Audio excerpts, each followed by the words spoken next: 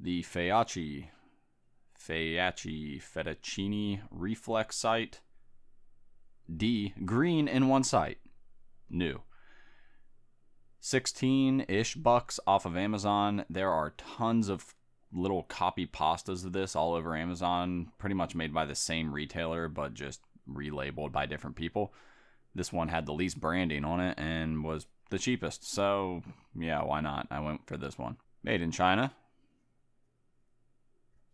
Made in China. As if you couldn't ask for a whole lot more. We are today just going to be taking this out of the box, seeing exactly what comes in the box, and seeing if it broke during shipping, because it's probably not that great, even though the reviews seem to be pretty good. On the top here, let's see if we've got some really well-worded instructions.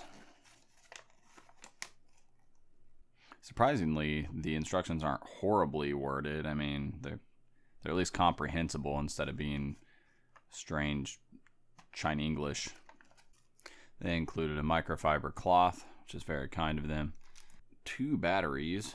I don't really know what the battery life is on this thing. I imagine it's probably pretty horrible, but I don't really care too much about that. I don't plan to leave it on all the time or use this gun for home defense. And we've got some Allen keys. And the case isn't half bad. I mean, for $16. Everything's relative here. Just remember, everything I'm saying, this isn't half bad, is because it costs $16. Yeah, let's get this guy out here. It actually has a little bit of weight to it. I'm surprised by that. They included a silica pack. A little snack for later. Okay, so it doesn't feel horrible, if I'm being serious. So the main reason that I wanted this is just because it doesn't have a big label here on the side, because there are a couple different brands that do. I'll put some pictures of them on the screen now. There's actually a Brownells, I think it's Brownells site, that is very, very similar to this one and sells for way more. And from what it appeared, it looked like it was made by the same exact factory, just with a different marking on the back of it. This one, it's got a little, I don't know, it's got some apprentice marks on it here and there, but it doesn't look horrible. Let's pull this sucker off. Jeez. Remember, always buy condoms that fit, kids. I read a lot of reviews that said this was not suitable for larger / high recoiling firearms because the glass would just pop out after a few shots, so keep that in mind if you're thinking about picking something like this up. Overall, the details seem okay on it. I think that the colored markings there are gaudy as shit, and I will probably... I don't think those are engraved, though. I was thinking I'd get rid of them, but I don't think I really have that option. You can see we have windage and elevation adjustments on it. So if you're just here for the unboxing portion, there you go. That's what's in the box. It's $15. You decide if it's worth it or not. But curiosity is going to take me a step further, and I want to pop one of these batteries in and see how it looks functional wise. Whip out our complimentary microfiber cloth here. Ah, yeah. So the way that this dude works is we have a projector in the ass end here that displays whichever reticle you select, which right now it's a circle dot. And when I change it there, you can see it switches there to a crosshair and so on. And this glass is picking up a reflection of that housing back there. I'm noticing a little bit of a glare / a little bit of lighting that's actually coming off from the housing back here, like you notice in that trapezoid shape.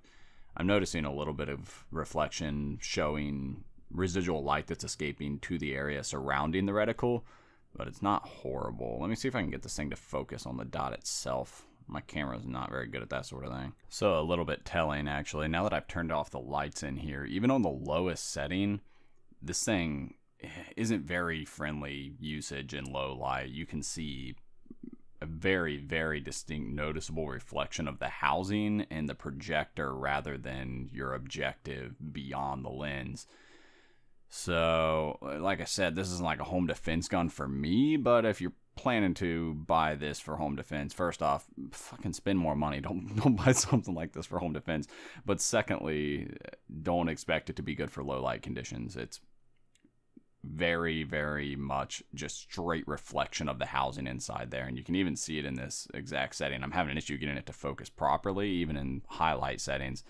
But that's my warning right now, is that in low light settings, you're not going to get a good sight picture. You're going to see a lot of reflection from that housing in there. In higher lighting, it seems to be okay, though. I'll try and figure something out with this to get a decent picture of the image that's being projected on the lens rather than the housing reflecting via this camera. But this camera just does not want to cooperate. Hey, look at that. I got it to cooperate. So here are the different reticles in red at like 1 or 2 power, pretty low power, honestly.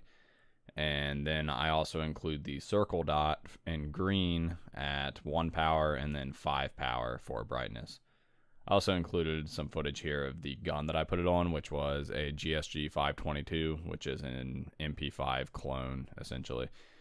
I only wanted this sight so that I could replicate that shitty Call of Duty 4 red dot sight look, and it pretty much does exactly what I wanted. So I'm pretty excited about that. I noticed something weird about the way that the reticles change on this sight that could impact accuracy in the long run, especially after a lot of use, but I'm not going to talk too much about that until I go out and shoot it, and then I'll explain a little bit further why I think that might be an issue in that video. Fresh out of the box, I'm honestly pretty impressed, especially for $16 or whatever. Now, practically using it, I have no idea until I get this thing out. I'm putting it on a 22, so I'm not too worried about how well it's going to perform, but I imagine it's going to be fine. The main thing that I wanted in this was a low profile mounting option, which some set screws or some, socket cap screws, that's fine for me. I wanted something that was very sleek and unobtrusive, that didn't have a whole lot of branding or labels on it, which, look at this thing, there's not even a brand name anywhere on it, which a lot of people would argue is a bad thing, but like I said, I've seen the same exact scope with a slightly different lens labeled with Brownell's or Browning's logo on it. I mean, I think that this is just fine for what I need. And I don't have a whole lot of complaints fresh out of the box, but that's not very telling as far as how great the product is actually going to be. And the only way to figure that out for sure is to just take it out and shoot it. Obviously, can't tell you whether or not to buy the thing based off of just opening it and never using it. But if it looks good to you for $15, $16, then you might consider it, especially if you're just looking to put it on something cheap like a rimfire and you really like this tubeless, endless eye relief type setup with some decent options as far as your reticle selection, your brightness, and all that. And now it's no EOTech, it's nothing like that, but it seems like it would do well on a 22 to me. And I guess I'll have to figure that out. When I do, I will post an update and let you guys know my opinions. So if you're interested in seeing more about this just Chinesium joke of a scope that actually might be okay, stick around.